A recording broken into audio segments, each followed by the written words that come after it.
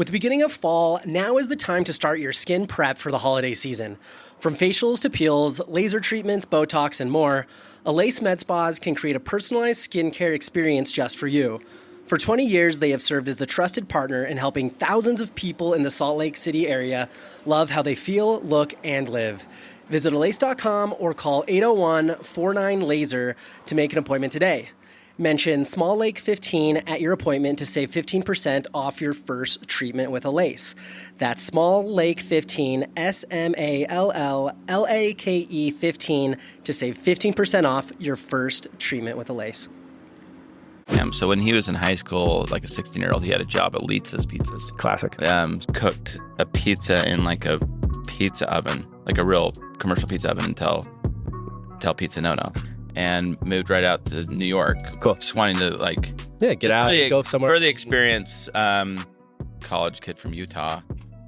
And I just got rocked. That scratched that itch of I want to be an entrepreneur. I had done a bunch of pizza parties and people knew that I made pizza and I was like, maybe I should.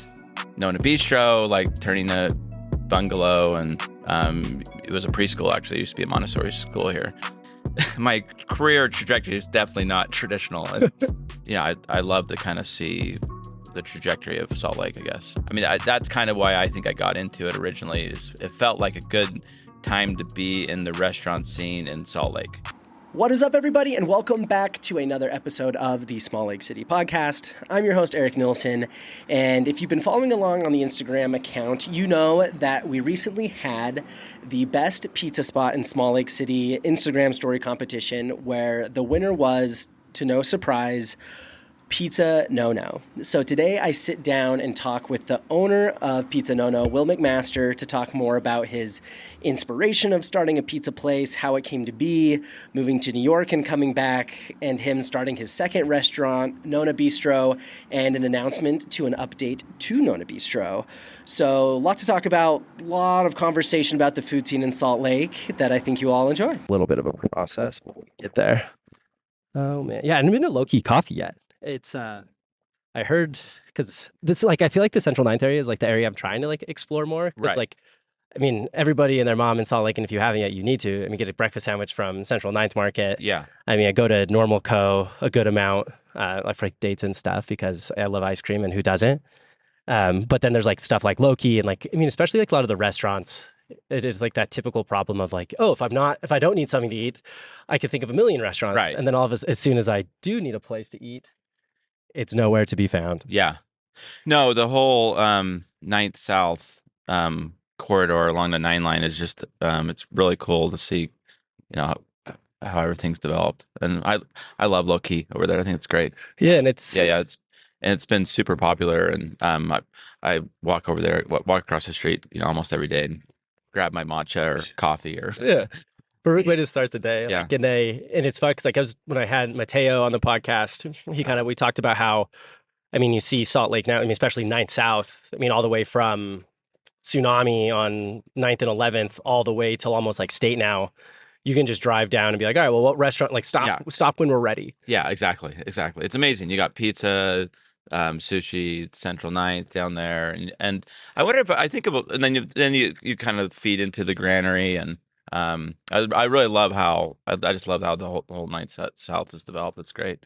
Yeah, it's fun to see because I mean, obviously, there's a billion like real estate projects going on. Yeah, and it's fun to see like there's the ones like, I mean, dime a dozen of just okay, apartment building, cool, whatever, do what you want to, we get it, your investment. But then there's the ones that it's like, I mean, like Post District has done a phenomenal job.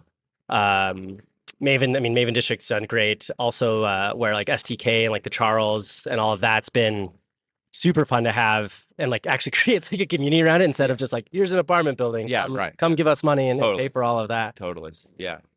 Well, it's funny because the building that Pizza Nono is in originally, when I moved back from New York, it used to be just like an insurance office building. Oh, interesting. And you had Great Harvest there, the 9th, and you had Pago was there, and obviously the Coffee Garden. And then this building was just like I actually had, at the time I was doing a consulting job, and I had an office in that building. Oh, no way. Yeah, a friend of mine actually is the now the landlord who bought it and repurposed the building, and it was kind of cool what they did. It's still the same building for the most part, but it just was it just had a bunch of. It was kind of just there was a bunch of people had offices in there, and so it was fun to see how that kind of came about as well. So, Yeah, a little bit better than like an Allstate insurance place. I'd rather go get pizza and actually Allstate was there. There was how Allstate. did I know? Right. But yeah, I mean, it's been fun. I mean, especially talking with, Helen Wade, that's the founder of Stockist, and like she's been there for 10 years now, and just hearing, because I grew up close to there. We talked about like, it's fun to see like, Mazza was there, Mazza, and in so many other places. Great Harvest, which is now Vessel, and seeing how it's changed, and like, obviously not all change is good, but it's fun to see that because it's so walkable, it's so accessible, and it's fun. Like that's what I think should be like the template for like the neighborhoods we see and like what's currently changing. So that's my hope and fingers crossed moment of it all. Yeah, no, I hope so too. And especially in this little corridor, you're almost forced to walk because there's not a lot of parking. But I'm a walker. That's kind of what I do for exercise. So I tend to just like walk the 9 line back and forth all the time. Like I'll walk from Nona to Nono. Yeah. Almost every day, at least a couple times. Like that's a perfect walk. It's a perfect walk. Yeah, you walk through Liberty Park. You stop and get a coffee. It's great. And that's like my biggest thing because when I lived in Seattle, similar to probably how you feel when you lived in New York, it's so nice to be in a city that's walkable because you get to, have such a better experience. It's so much more intimate. You get to see all the sights and smells and sounds and people, which is different than I'm going to get in my car and I'm going to go drive to City Creek and then do it. It's just like a very different experience. So again, like the more that we can make it walkable and enjoy it and get people on board of like, hey, like totally, this is how cities work. Exactly. Yeah. And that's kind of, again, we lived in New York for a number of years, and that's what I love about New York. And just being able to just walk. Yeah. That's basically my entertainment. I always say like I think that's where I'd like to retire. But although Salt Lake's getting more walkable, maybe I'll just stick around here. But just because I feel like there's just entertainment and getting out of your house and just walking in New York, and there's just so much going on. Yeah. You don't really need to have an agenda or have anything going on other than, oh, this is kind of fun. And just let it go. Just let it go. Yeah. And then just, you can, there's always stuff going on. So seriously, you might find a new restaurant, be like, oh, I need lunch. Here's a great spot. Exactly. Oh man. But yeah. So, stoked to sit down because again, like there's been so much cool developments in the city as far as like food goes. And one of my favorite cuisines is always going to be pizza. Like it's been my comfort food as long as I've known. Like I remember like when I lived in Seattle, there was, a ton of pizza there, but there's this place like a block away, pizza by the slice, pizza by the pie, sit down, take out whatever. And that was like my comfort place. I would just go in, I would get a slice of pizza. I would usually get more than one slice of pizza. And so it's fun to see how it's changed from, growing up, there really wasn't, like I can't even think of pizza places from like growing up outside of like ordering from Domino's. Right. And then so now it used to be a place, this might be before your time, called the Pizza Oven. Oh, I do. Yeah. In like kind of Sugar House. Yeah. And they used to make the pizzas in front of you. Yeah, it was fun. And the Ratskeller. I don't remember the Ratskeller. Yeah. Where was that? Also, I think Sugar House. And that would have been like, again, I think before your time, the Ratskeller was like 80s. Okay. 80s pizza place, just like a classic, like 80s. Classic, pizza. Some sort of like arcade games. It was thin crust. It was, like, it wasn't like amazing pizza by any means, but still, I remember that as a kid, like going to the Ratskeller and then the Pizza Oven. Yeah. Because like the only thing I remember growing up was ordering Domino's. And then Domino's, we would get Domino's every Friday night at our house. Yeah. And and so I think I saw a quote, someone said like, now that I have 3 kids, it's like the reason your parents got pizza on Friday night was not because they were cool. It's because they were exhausted. Like, listen. It's like Domino's Friday night. But that was kind of it. Totally. Yeah. And even still, like if on Friday night, sometimes I'm like, listen, I don't want to do anything. And thankfully now we have like DoorDash and everything where it doesn't have to be pizza, but there's something nostalgic about having a Domino's pizza delivered. Right. No, I am not a pizza. Obviously, believe that we have the best pizza, but I will eat Domino's for sure. Like their pepperoni pizza, I think. Yeah, if it ain't broke. Yeah, exactly. Like because my cousin, he's a chef, lives in outside of Portland in like Willamette Valley. Yeah. And I'll never forget there's this time because he usually comes down every other year or 3 to come just like cook like a like 4-course meal for the family, get everybody together. And it was when I was in college, I was dating this girl and she would always give me shit for going to McDonald's. Right. And so she kind of goes to him. She's like, "Now, Jeremy, what are your thoughts on McDonald's?" Trying to have this like gotcha moment. Exactly. And he's like, "Oh, I love McDonald's." Yeah, he's like, "There's great French fries. Yeah, there's shit that's good. There's food there's shit that's good, and then there's good shit." And he's like, "It's good shit. I will go get a fillet of fish,ch shocked me." And I don't know about the fillet of fish. That's what I told him. I do get the cheeseburger with a little pickle on it. It's great. If it ain't broke. Exactly. So yeah, there's no reason to be too precious or snobby, I think, in this world, because like, there's good stuff where, in a lot of different places. Totally. Including McDonald's. I mean, even thinking about like, anybody who follows any part of like Anthony Bourdain, it's not like he's like Michelin star or nothing. He's like, give me like the gringiest burger place and we'll probably find one of the best burgers. Exactly. Yeah. So you got to be open. You got to find new places. Yeah. But one thing I've been stoked on is wanted to eat at Pizza Nono, not McDonald's. Oh yes, absolutely. Because we do know Pizza Nono is now everybody's agreed unanimous best pizza spot in Salt Lake according to us. Well, this is so the official. I believe this is the official source of the best pizza in Salt Lake is the Small Lake Pod. So we're taking it as that, and we're very honored to be the best pizzeria in Salt Lake City. So this was fun, and I'm glad it was fun to kind of follow along on social media. Yeah, and we got like more tense every round. Made it past the first round, then you're in the semis, and then the finals came, and I was a bundle of nerves all day. So no, it was super fun to have, and I love seeing people get opinionated and like everyone's DMing me. No, it is funny because everyone's got their opinion about pizza, and a lot of it's about a lot of it's their childhood pizza. Totally. And everyone's like, "Oh my gosh, this is crazy that you didn't include these people." And there were a few people left out. Yeah. Brick's Corner probably should have been on there for sure. Yeah, it's like Brick's Corner was one. There's the one that's what came up a lot, but it's like if you know, if you don't, you don't. It's like Sam's pizza that started. Great, but then it's like I think Sam's great. I know Sam. He's great, but it's like great product. Nobody knows about it. He doesn't really have it's hard to include everybody. And then there's always this guy who's like, well, it's not really fair. It's like there are different styles. I'm like, no, right? Like guys, listen, it's not that serious. Yeah. Like relax. No, I assumed you'd put months and months into preparation. Oh yeah, there was a whole scientific approach, and I have my whole essay broken down and thesis. Yeah. But it's fun. I'm excited to do more because like as I've done those, someone's like, "Oh, let's do coffee, let's do burger, let's do stuff." So I'm like, no, it's fun, and all these pizza places are great, and it was just kind of cool to come up on top at the end of the end of the day. So and it's been fun for me too because like since having it, been to Pizza Nono. I went to Slackwater with a friend before a concert. I went to Nomad East, but then it's fun. Like I had no idea about like Villaggio.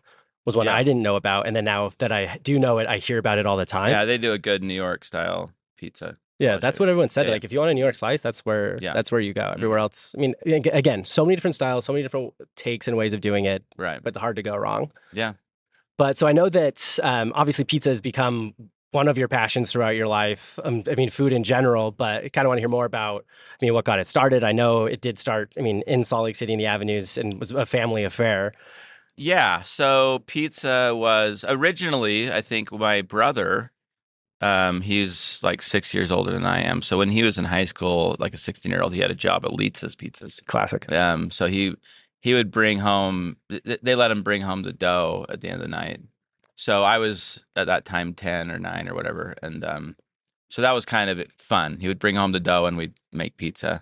Yeah. So that was kind of my original like excitement about making pizza. And I'm sure it's cool to have cool older brother has this job and he brings this home and you're like, oh, I want to play. Like, very cool. And you bring home the sauce and you're like, this is so cool. Yeah. And we, I think that's where I kind of started figuring out like how to cook pizza in a home oven correctly, like getting, just blasting, your oven to as hot as you can get it. Okay. So you have to go 500, sort of hot as it goes. Okay. And then, trying to get like, I didn't have a pizza stone at the time, but you'd get the, like turn over a cookie sheet and just put the pizza on that. So anyway, it started out as a 10-year-old, and I mean, did you learn and all that of pizza might not? No, that kind of got that developed because I moved to New York, in my 20s when we lived there about 8 years, and that's where I really started like, okay, pizza's I love pizza. Obviously, and we lived right next door. We lived like a few blocks away from Lucali. It's like famous pizza place. And that's where I kind of started getting geeky into making pizza, but at home. Yeah. It was kind of, so the smoke, every time we'd have friends over and make pizza, and smoke alarms would definitely go off because I'd crank the oven and would, get cheese on the cookie sheet. But super fun. So that's kind of how I got into pizza. So when you were doing it at home at first, like, were you starting to experiment with things, or was it mostly just kind of like getting your well, so I am not like a precise person. Okay. So I think a lot of people, they're like, all right, especially with, we're a little more precise, obviously, now that we run a pizza shop. But like at the time, I was just like flour, water, yeast, olive oil for the dough. Yeah. I didn't really have measurements. It mix it together. Like, yeah. It's like, I just like, well, however however it feels, like for me, it was just like the touch. So I just use active drive yeast. Yeah. I didn't have, at that time, I wasn't doing like a starter or anything. And this is just at home, by the way. So, and then, so that, it's just like active dry yeast, flour, water, olive oil, just kind of mix it in the bowl. And then I'd let it sit for 24 hours, and usually it'd come out okay. Yeah. It's like nothing's broken. Nothing's broken. Wrong. And I was like, oh, this is cool. Like, wow, you can make pizza dough. So I think, especially during that, I wasn't geeky about like measurements and that type of thing. But then, as you go along, you're like, all right, now let's try to add like a sourdough starter, and then actually like maybe follow a recipe.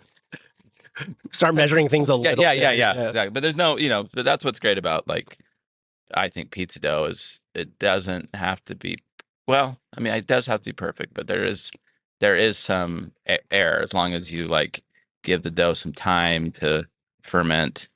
It can come out great, and it's like from that guy at Lucali, who started his pizza place with little experience. He's like, classic like New York guy, and they're like, how did you just start a pizza place? He's like, well, how hard can pizza be? Yeah. And now he has the best pizza place in like the country. Yeah. So that approach was a little bit, maybe a little.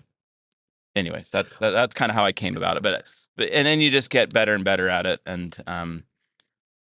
to making pizza at home and having like friends over. I had never cooked a pizza in like a pizza oven, like a real commercial pizza oven until Pizza Nono.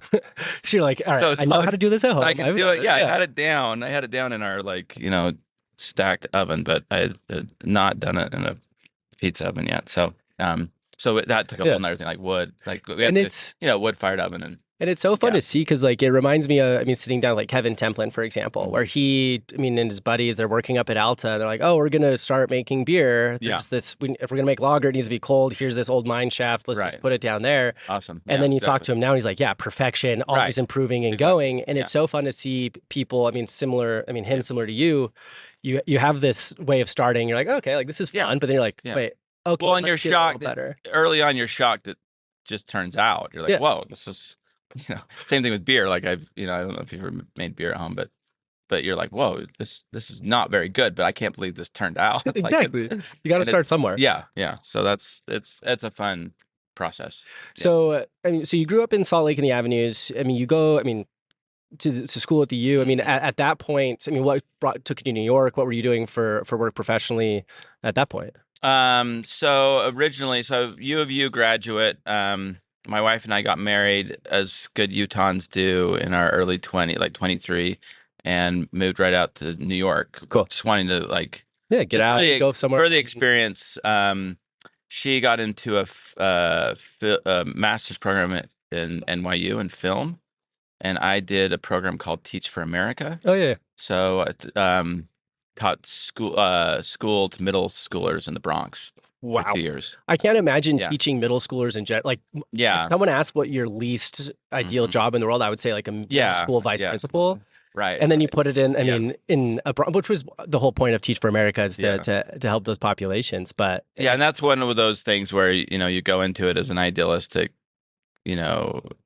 college kid from Utah, and I just got I got rocked. like they chewed me up. Yeah, no, I had no.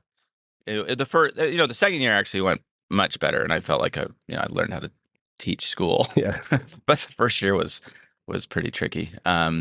So I did that program in New York, and then we loved living in New York, and we were like 23, 25 after teaching school, and wanted to just keep living there. So I somehow figured out like a job in finance.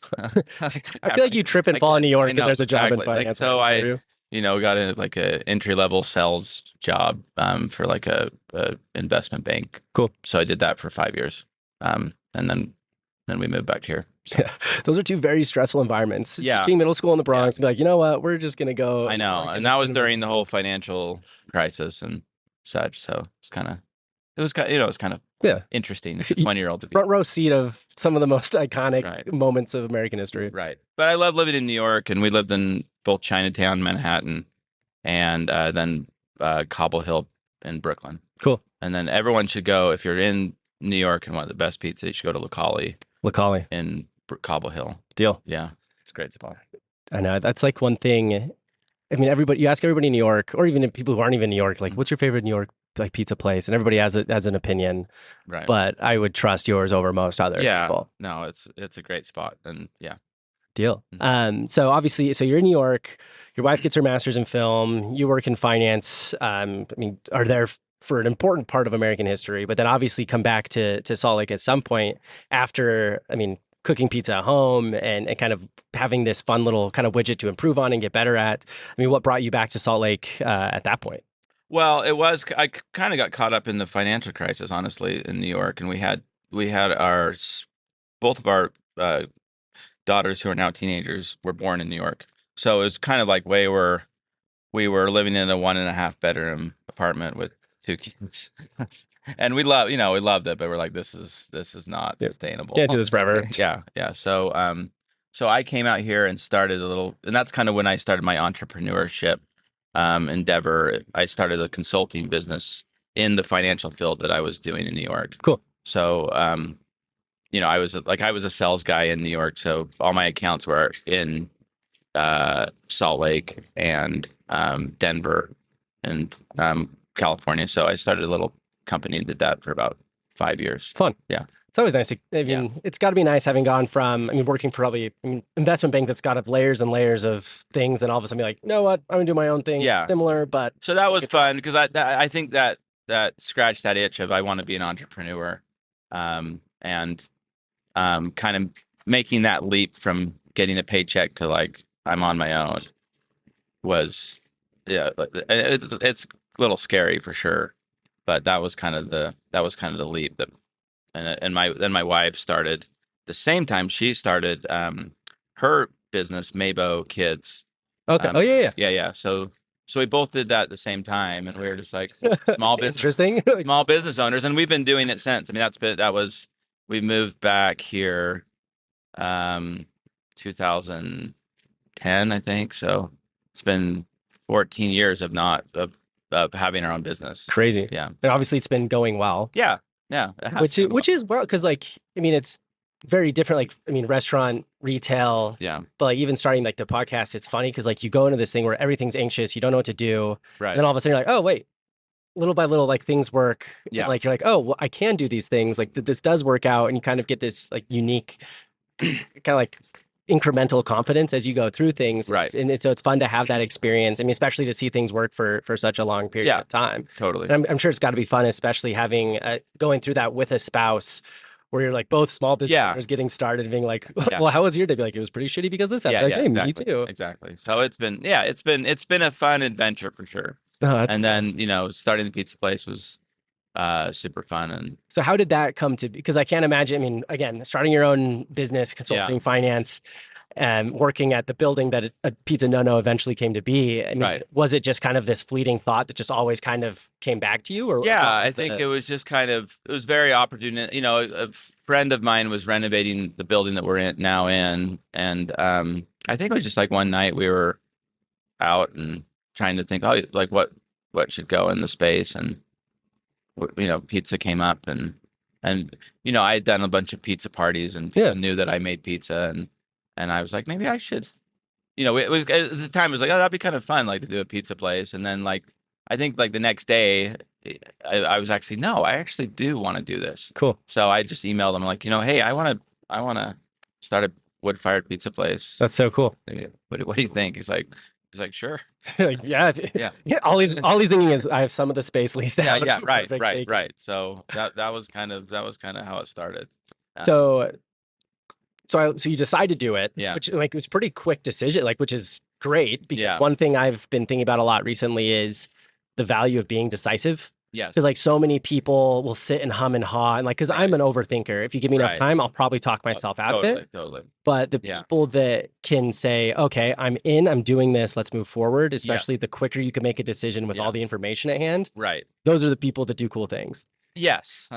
And that's funny you brought that up because I do think you just have to make a decision and just go for it for sure. And it's because you can definitely talk yourself out of it.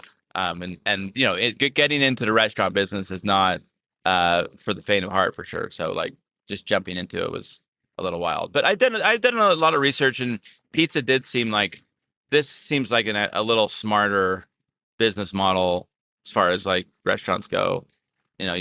Pizza, high quality, good location.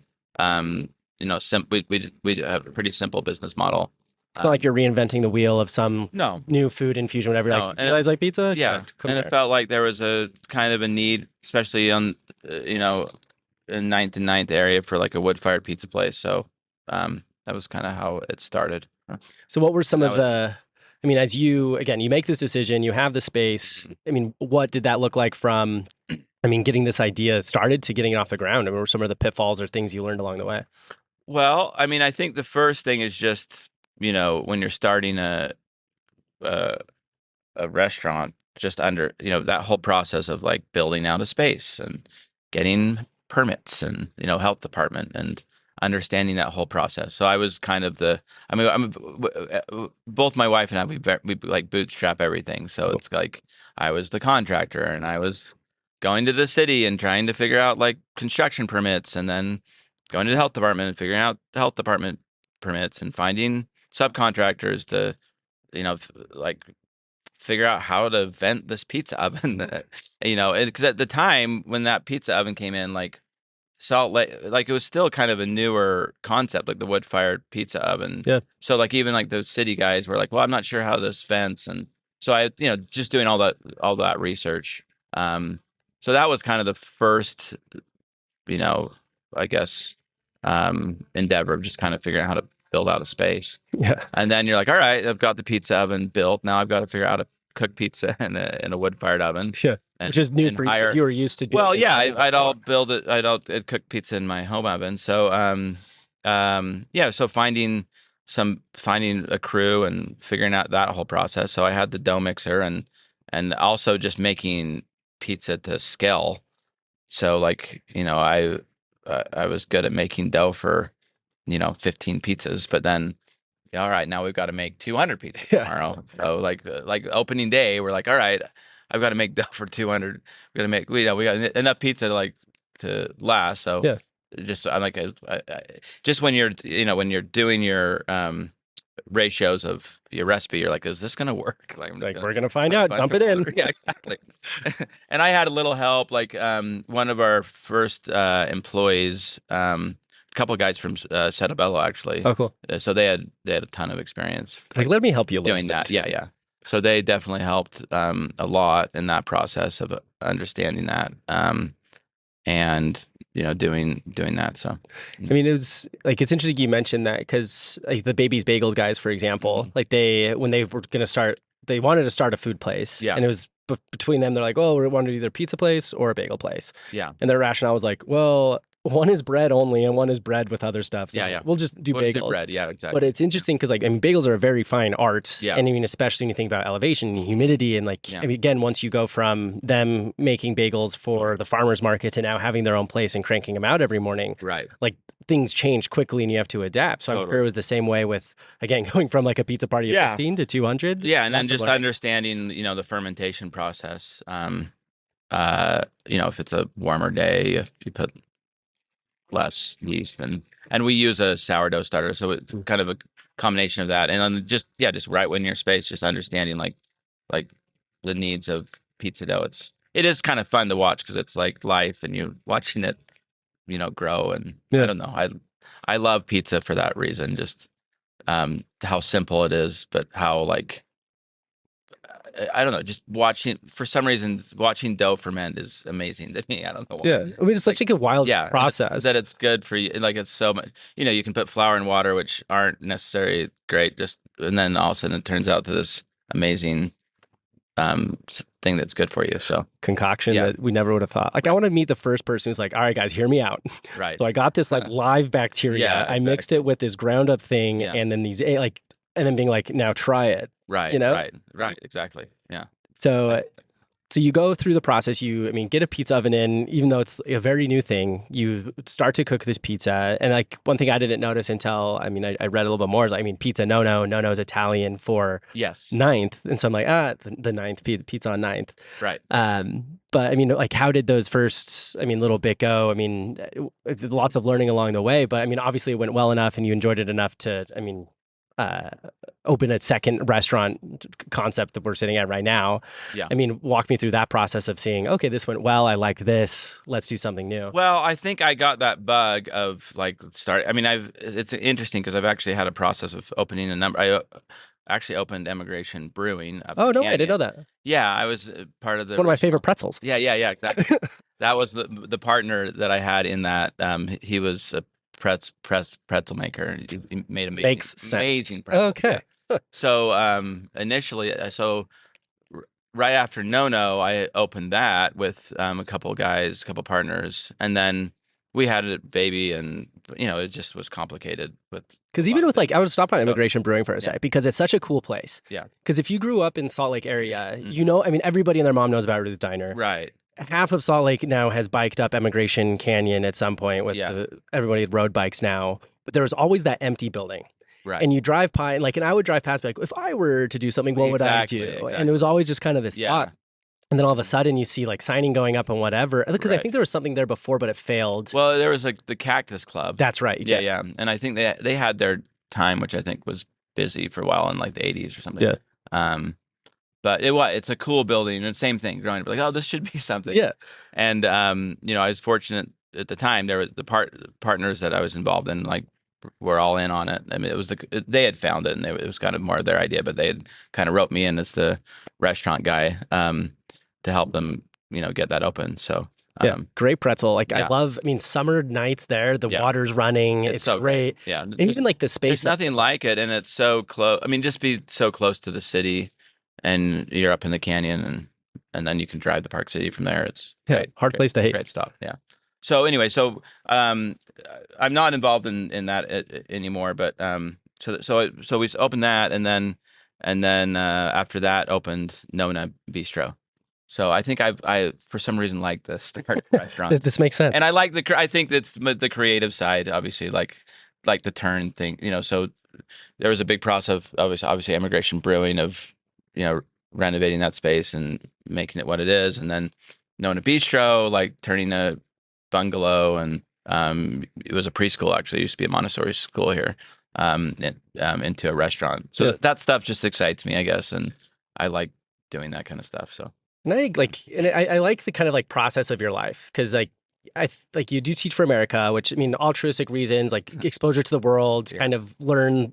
Not everything's like growing up in Salt Lake City, Utah, right? And then you're like, okay, pragmatic, work in finance, do all this, want to work for yourself, but then there's this like creative part that comes out that I feel like is your first experience with Yeah. pizza, where you're like, you have this thing that's like so simple yet so complicated. You can add your own twist. It brings Right. people together. And then you kind of catch this itch of this creative process. People see that and want to partner with you to do it. And it continues to motivate you today. Yeah, I think so. Like I consider myself, that's what I find the most joy in is being creative. And so, yeah, and my my career trajectory is definitely not traditional, and it might have a little to do with my ADD, like going back and forth Same thing. with different stuff. But it's definitely when I look back on it, I'm like, that's pretty cool. Like I was actually thinking the other day, like, because I was a DC intern also. Like, Oh, no way. Through Hinckley? Yeah, and that was during 9/11. And then I worked in finance during the financial crisis. And then I worked in restaurants during the pandemic. So like I've kind of hit all of them like in like the perfect Somehow you or the got through them unperfect all. time. Yeah, somehow I survived all these things. You So, just love just yeah. adding this aggressive degree of difficulty to everything. Yeah, exactly. So so whatever. I mean it's been an interesting career for sure. Yeah. So when you started, I mean, the idea with Nona Bistro, because I mean, I love this space. I mean, it's so unique compared to like a lot of the other restaurants. Mhm. But I mean, when you saw this, and I imagine there's an initial point where it's almost this blank canvas of what do I want to do? How do I want it to feel? What do I want the restaurant to be like?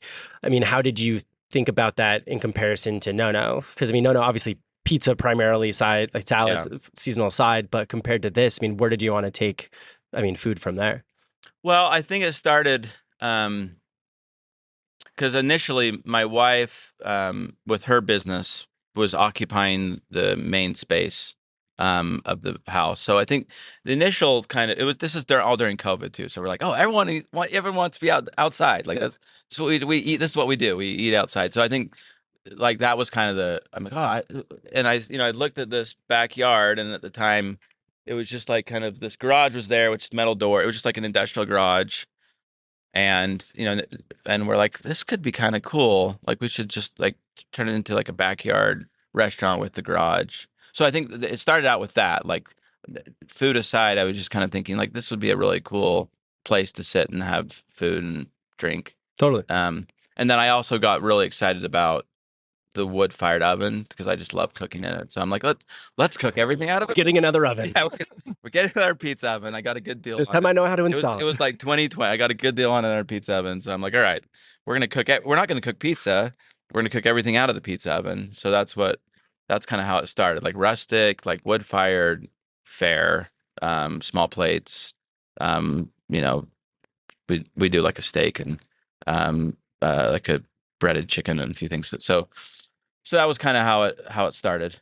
And then we had a friend I should definitely need to mention, Sarah Windward, who was very integral in both actually Emigration Brewing and here and helping us design the space. And she's just kind of a genius as far as like, everything outdoors and plants and growing things. So yeah, like I can learn so much, but I need some help with this one. Yes, right, exactly. So she was a huge help of kind of making this place, beautiful and making it what it is. So that's one thing I love about this area because, again, like, I mean, I've yet to have someone agree on a naming because, like, some people call it Central Ninth, some people call it Maven. There's probably 2 or 3 other names, but it's fun because a lot of it is, houses. Going, like, thinking about, like, Viet Pham, who started Forage years ago as one of, like, the first fine dining restaurants. 2 doors down. Yeah, it was, like, right there. Yeah, right. And so it's funny how new it is, but yet there's so much history in kind of molding it into something better. And right. Even or different. Who knows if it's better? But yeah, exactly. But it's different, and I think I like that. I like that about cities mainly because like you'll go to New York and things just change all the time, and sometimes it's. Maybe some people would have rather had the Montessori school. I'm just saying, like, it's different for everybody, but this has been fun, like for us to have created this, I guess. So yeah. And it's definitely a good addition to the area because it's changed so much, even continues to change. Like even driving past and seeing that, Skillets is going in where right. what used to be there? It was Barrio. Yeah, Barrio. Yeah. And so it's fun to see because I always have this, I don't necessarily like nihilistic view of like Salt Lake food scene, but like, I mean, a lot of places go out of business, which is true of any restaurant scene. Yeah. And I always love when like a restaurant will go out of business and someone's like, oh, I can't believe so-and-so went out of business. I was like, well, when's the last time you were there? They're like 4 years ago. Right. Exactly. No wonder. No wonder. Yeah. And so, but at the same time, like spaces, especially restaurant space is limited. Yeah. Appetite for restaurants and ability to have enough restaurants is limited. So it's like, hey, like there's always room for better if things aren't working out. And so it's nice to see this kind of leveling up process over the past, I mean, even since I've moved back to Salt Lake in the past 5 years, everything has changed so much. And there's been so many great restaurants. Right. And even just thinking about, I mean, Ninth South again, like we're talking about, I mean, like Mateo's now here. Yeah. Manoli's is my favorite Greek place. Yeah. And we have this, we have, and even on like the dessert side, we have normal ice cream right there. We have Chubby Baker. Yeah. And so it's fun. Veneto, Manoli. Yeah. It's really great. Like these are great restaurants, Veneto, Manoli's, Mateo. I love it. Yeah, so that same cousin I was telling you about. So when I lived in Seattle, he's the one who kind of taught me about what I term like adult nights out, where it's like, oh, we have a reservation here. Let's go get drinks and appetizers here. Then let's go grab a drink and or go have dinner. And then let's go grab a drink somewhere else. Maybe go grab dessert. And so it's like this 4 or 5 stop night. And I mean, usually you're drinking the whole time. There's always food involved, but it's a good time. And so I would go down to visit him in Portland. We would do stuff down there. He would come up to Seattle. We would do it. And so every time he comes into town, I'm like, Jeremy, let me plan the night. Right. And so he came in this summer and we got drinks at Barnum and then went to Mateo to have dinner. Yeah. And then we just at Edison House for kind of like snacks and drinks after that. And he was like, this reminds me of like pre-pandemic Portland. Like everyone's out. This is fun. And I'm like, well, and it reminds me a little bit of Brooklyn, honestly. Like when we lived in Brooklyn in 2008, 2007, and the city's just grown. You can just feel the energy and excitement around the food scene. Like I think the food scene is changing for sure, and like getting exciting, and a lot of stuff is happening in Salt Lake, and between the art scene, food scene, and I love to kind of see the trajectory of Salt Lake, I guess. So, yeah. It's fun to see. And like, especially, I mean, someone like you who gets to see so much more behind the scenes and get involved with projects, or at least, I mean, more involved in the food community than 99% of the people. I'm sure it's fun seeing all of that validate kind of as everything's progressing and growing. Cause I mean, I can only know what I know, which is on kind of like that face level of seeing what's opening and closing and going from there. But I see enough excitement, so I'm sure it's more exciting, and it's obviously hard. I mean, it's a hard industry to be in for sure. Like that's not, like I said, it's not for the faint of heart to be in the restaurant industry, but it's an exciting field for sure, and it's exciting time, I think, to be. I mean, that's kind of why I think I got into it originally. Is it felt like a good time to be in the restaurant scene in Salt Lake, as you saw, kind of a growing city. We started Nono in 2017, so it's been a bit, and just to even see like night to night change in the last, it's been almost 8 years now. Yeah, amazing. Like I wish I could almost go back to, because I mean, growing up, my mom would always get bread from Great Harvest, get Cinnaburs, and make French toast. No, I miss Great Harvest. I miss the turkey sandwich at Great Harvest because they would roast their own turkey breasts. So I missed the turkey sandwich there, and I miss Mazza. Mazza was down there. I mean, we lived right by the 15th and 15th, and Ollie's such a great guy, so we go up there. But I missed the one on 9th. But it is interesting to see, just how things. Like I wish I could go back and a snapshot from when I was in like high school, where I would go to Barbacoa to get a burrito during lunch at East, and then now to being like, well, I remember there used to be Brackman's Bagels in the Barbacoa space when I went to high school. Yeah. Okay. It was right when, and that turned into Einstein, but it was Brackman Bagels. And then I think Einstein's bought them. That makes sense. But it used to be a bagel place there. Oh, I didn't know that. Yeah. And then, I mean, I like that you brought up like 15th, because the 15th and 15th area is like my favorite, because I told you this, but was living on Laird and 15th and working from home. So like lunch most days, be like, I could use a Caputo sandwich really bad. Yeah. Or I mean, I'd have a date or want to go edit an episode of the podcast and not want to be at home. So like, I'm going to go over to Kassan and have a glass of wine. Right. Or I mean, same thing with going to Mazza. Like, it's such a fun area. Like again, walkability, great community. Yeah. And so it's like that. I mean, what's going on here, and especially when you look at kind of 15th and 15th is great. Like, I think that's a great model for it. That's such a unique, great spot. I love it. And it's interesting. I'm just going to bring this up just because Please. I thought about it, but so just because we're talking about Salt Lake, and my grandparents lived on when I growing up lived on Kensington. Okay. So Yeah, right just there. right around the corner. Yeah. And I think they bought their house in 1920. Yeah, and lived there their whole life. Like they Dang. died there. I think they were in their 30s probably when they bought that house, and my dad was born there, or maybe in their 20s. Lived there all their life and died in that house. I have memories as like a 5-year-old going. There used to be a buy right where Einstein's Bagels. Oh, interesting. I didn't know. Like one of those old school grocery shops. You know? And I remember sleeping over at her house, and like I didn't have a toothbrush. So you go around to buy. Go around. Yeah. You know, bought the toothbrush. But that felt like, that was that was probably late 80s. But that felt cool. Like, I don't know, there was something about that. Even the walkability back then was great. Like, just walk over and get yourself a toothbrush. And it's I think that, that area is just so cool. Yeah, and it almost reminds me, like, I think, and I don't know if I just made this realization or if just me catching up with the rest of the class, but like, I feel like when we have those experiences of being like, oh, there's a walkable neighborhood, I can go and do this. It almost brings back this like nostalgia of like the childhood part of like, oh, I'm walking to my friend's house, I'm biking to my friend's house, or like kind of just interacting more. And because I agree, like that 15th and 15th area is such a good template for, I think, any project anyone thinks about in Salt Lake, whether it's going to be something as big as like the Post District or, I mean, the neighborhood that I think is next in the crosshairs to me is like Marmalade District. Yeah, totally. And so the more that we're like, hey, okay, we don't need like stucco apartments. We need community. Totally. We need walkability. Marmalade's great. I love, and you got all those old houses, and it's a great spot. And I think that's another perfect place. So that kind of stuff. Yeah. Whoever's listening, that's what we need. Walkability places. And the other thing and I'm just talking about Salt Lake stuff. Please. But like also one of my favorite places in Salt Lake by the 1550 is Allen Park. Have you been to Allen Park? The old Hobbitville. Yes. And that used to be, in high school, it used to be like, that was a really weird, strange place. But now I go there all the time. Just like, I hope that I'm excited that the city has some plans for it, because I just think it's a great like intersection of like art and like parks, and it just feels very like unique to Salt Lake. Yeah.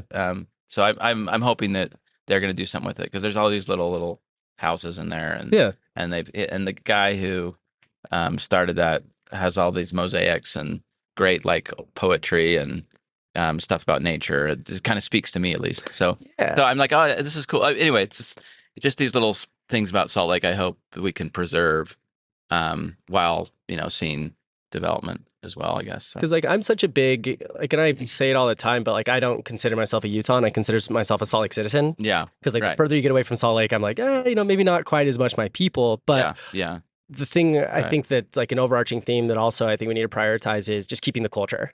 And so, I mean, with that as an example, like I can't imagine what it's like walking through there with your kids being like, well, so dad used to sneak into here and they would chase me out. And now we're here off on this nice walk. And so like the more that we can have these cultural places, that not necessarily saying that every place we used to sneak around in high school needs to have its own public landmark. But I mean, those are the places that give this place heart and soul and culture. Totally. And I hope we can kind of preserve that as we, as you see it. Because, you get concerned about environmental factors, obviously, with the Great Salt Lake and all that, but I think it's an exciting time in Salt Lake, and I'm hoping there's enough vision with some of the development that's going to go on downtown that we can kind of preserve some of the unique features of Salt Lake. Agree. So totally. Yeah. I mean, thinking about your hand in that growth and change and development, I mean, is there any other restaurant concepts that you want to do, or are you all tapped out on that? Well, I feel like I did my restaurant. I mean, I think between Nono and Nona, that's been really exciting for me, and I'm feeling really good with these two spots. And we're opening the front space of Nona this week, actually. Oh, cool. Timely. Yeah, so it'll be part of Nona Bistro still, but it's called Notes, and more of a natural wine focus and small plates focus. So you can it's still the restaurant, so it's not a bar, but you can come and grab a glass of wine before you have dinner back here, or before you go to Manoli's or Mateo or any of these places. And Again, so, perfect yeah. first stop of an adult night out. Yeah. Go grab a glass of wine, have a Right. bite. Exactly. Because that's one thing I love is, And we're kind of keeping aperitivo hours, so kind of that aperitivo concept of just get some potato chips and a glass of wine. So yeah.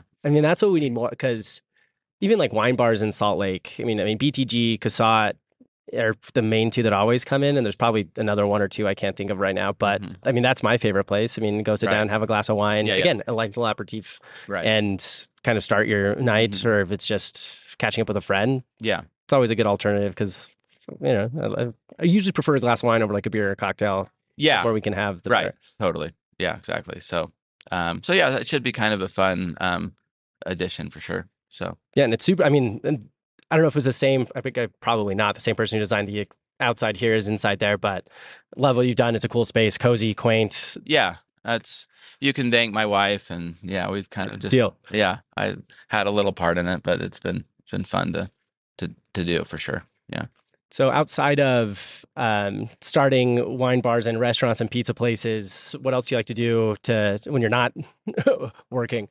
What do I like to do? I have a lot of. I mean, I'm in a band. Oh, no way! Cool. I'm in a dad band.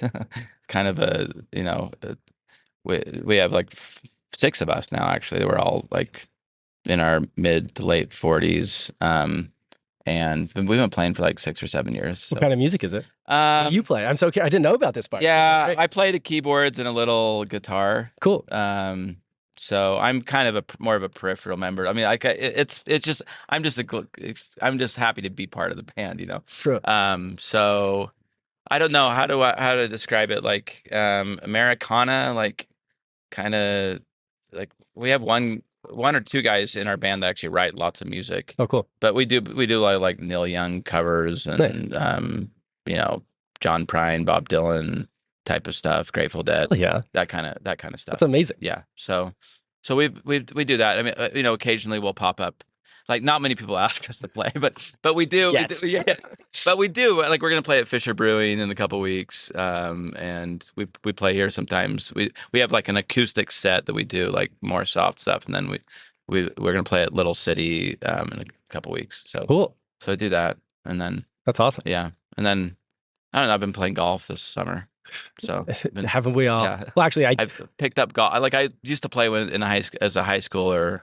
And then I haven't played as much, but this summer I've been trying to play golf a little bit more. Cool. Yeah, I mean, great way to spend time outside with friends. Like me and my friends have all come together over it. And I hurt my shoulder on the 4th of July. Yeah. It's like separated my shoulder, so I couldn't play for 2 months. So I played for the first time after 2 months on Saturday. Oh, wow. Okay. And it was like, I compared it to once winter ends in Salt Lake and like it's the first day above 6. You're like, oh, this is what dopamine is again. Right, like we're back. Yeah, exactly. It was the same thing. Exactly. I like swing and like my shoulder doesn't hurt. I'm like, you're like, wow, this feels good. I'm back. Right. Like, daddy's home. Yeah, exactly.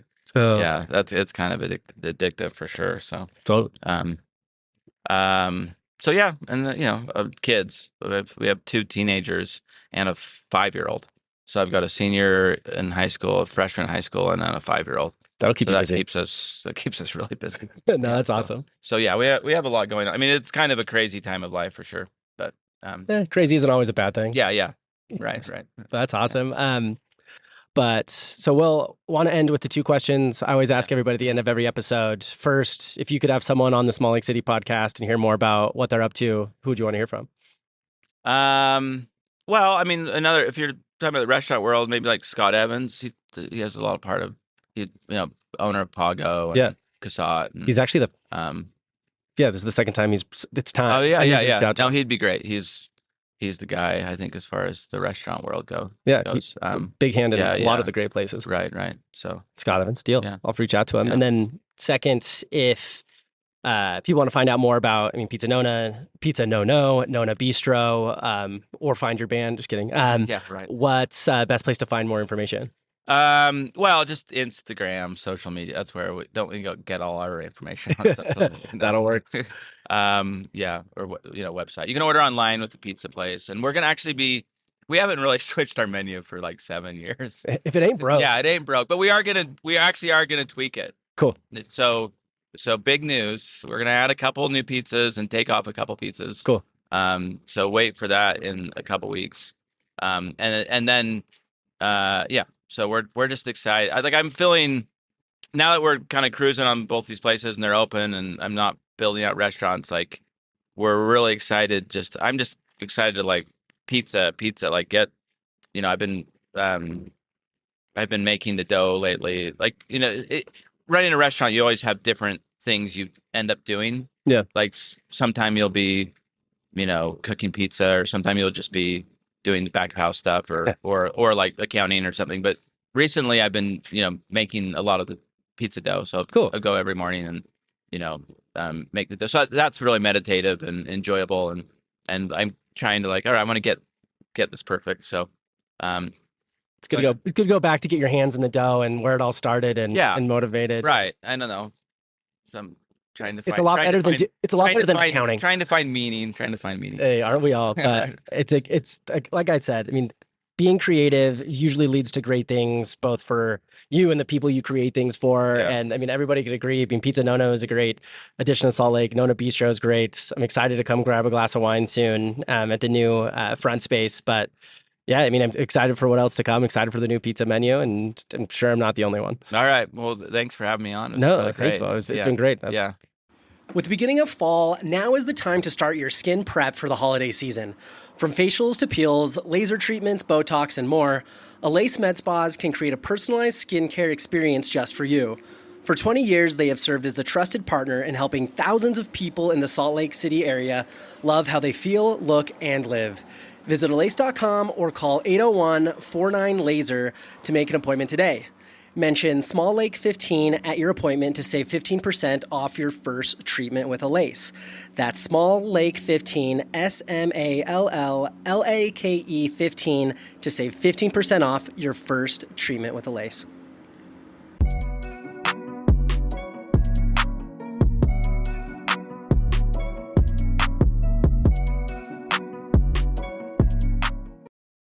Thank you so much for listening to this week's episode of Salt Lake City Podcast. Don't forget to like, follow, review, subscribe, and share this episode with your friends. And we'll catch you next week. We'll see you there.